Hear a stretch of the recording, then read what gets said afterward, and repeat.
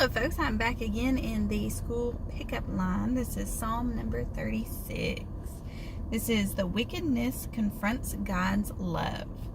The transgression of the wicked saith within my heart that there is no fear of God before his eyes. For he flattereth himself in his own eyes until his iniquity be found to be hateful. The words of his mouth are iniquity and deceit. He hath left off to be wise and to do good. He deviseth mischief upon his bed. He setteth himself in a way that is not good. He abhorreth not evil. Thy mercy, O Lord, is in the heavens, and thy faithfulness reaches unto the clouds. Thy righteousness is like the great mountains. Thy judgments are a great deep. O Lord, thou preservest man and beast. How excellent is thy loving kindness, O God. Therefore the children of men put their trust under the shadow of thy wings. They shall be abundantly satisfied with the fatness of thy house, and thou shalt make them drink of the river of thy pleasures. For with thee is the fountain of life. In thy light shall we see light. In thy light shall we see light. That's because he is the light. It's the light shining from within us. O continue thy loving kindness unto them that know thee, and thy righteousness to the upright in heart. Let not the foot of pride come against me, and let not the hand of the wicked remove me. There are the workers of iniquity fallen. They are cast down, and shall not be able to rise. You know, that's one of the things I really like this psalm, because it's kind of one of those things that reminds you when any kind of wickedness, any kind of pride, any kind of transgression or anything comes to mind, when your own sin, your flesh is starting to creep back up and show its ugly head again in your life, and making you want to transgress, and making you want to sin again, and making you want to have, to be honest, it is so easy to see what's going on with other people, to see some kind of blessings from God, to see, them excelling, to see them being highly motivated, to see others just having things going on around you, and you may not be doing anything. You may be in a season where God's telling you to stay still, where God's telling you to be patient, and to trust in him.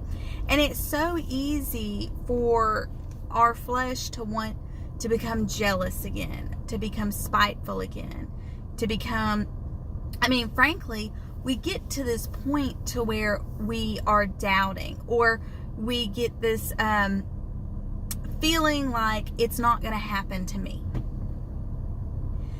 Because we are in this time that we need to have that perseverance, and we need to be praying. This psalm is a great one to read, to remind you of God's love and God's unfailing grace, and that you are, even if you can't feel it in that moment, even if you can't see it in that moment, you are still under his wings. You are still in his covering. His promises didn't cease just because you had a bad attitude one day. His promises are still there, even in the season of drought for you, even when you're feeling dry and you're feeling like, nothing is happening, no breakthrough is coming. No, see, that's when you are the closest to your breakthrough. When you I actually believe that when you feel the furthest from God, like you're praying and you feel like your prayers aren't getting answered, when you are just, you're fasting and it feels like it's doing nothing, when you are, you're reading your word, you're seeing, you're sticking to what you're supposed to do, but you just cannot see any change in your life. Well, honey, that's because you are trusting God, and he's going to make it happen. Read in the book of Daniel, I believe it is chapter 10, where he is fasting and fervently praying for 21 days.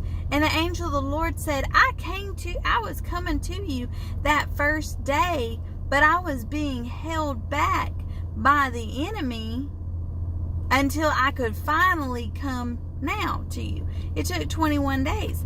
Now, you might be on day 20 of that 21 days. Don't give up. Do not give up. Read this psalm and declare it over yourself and say, Lord, I know what your word is saying. I know that you are love. I know that your love will overcome this wickedness. I know that your love will overcome this sin. I know your grace abounds so much in my life that no matter what I'm going through, I do not have to waver at all, because I know what your word says. I know the promises that you said. I know that if I keep trusting in you, it will be better. I know. I may be on day 20, but I'm not giving up. I'm not giving up. Because you sent the angel of the Lord to Daniel that first day. He came that very first day. And that may be what's happening to you in your life. So do not succumb to that wickedness. Do not succumb to evil. Do not succumb to your sin just because you aren't hearing from the Lord that day, because you aren't seeing the promises that day, or even 20 days later. Do not give in. Persevere. Perseverance brings hope. Hope brings faith. You know, these are things that we need to understand, that sometimes God is testing your patience. God is testing your perseverance to see if you will stick to something, if you will stick to it for so long. I know I make these videos and nobody watches them, but I believe it that the Lord is seeing if I even will stick to it, because I have had a very, very bad problem in my life with giving up way too quickly, giving up on things way too quickly. If something doesn't go right then, if something happens, or for me, I'm really bad, if someone tries to correct me, tries to correct what I'm doing, I give up right then. And I believe that is one of the things that he's having me to work on, is if I can actually stick to it, if I will prove it, if I will persevere through everything that is coming against me, then the blessings come. How long are you willing to persevere? How long are you willing to push through? That's something you need to ask yourself. And I pray that you read your Bible. Go back and read Psalm 34, especially when you are in those times of perseverance. Read that. Read it again and again and again. Read it out loud. Read it out loud. Continue to read your word. Continue to pray. Pray for those around you. Pray for your pastors. Pray for your teachers. Pray for your children. Pray for your parents. Pray for your loved ones. Pray for everybody, because we all be needing some prayers out here. We all need as many prayers as we can get. So pray for those around you. And I'm going to say this. I pray for you. I pray the Lord blesses you, keeps you, makes his face to shine upon you, and all things is gracious unto you. And until next time, God bless you.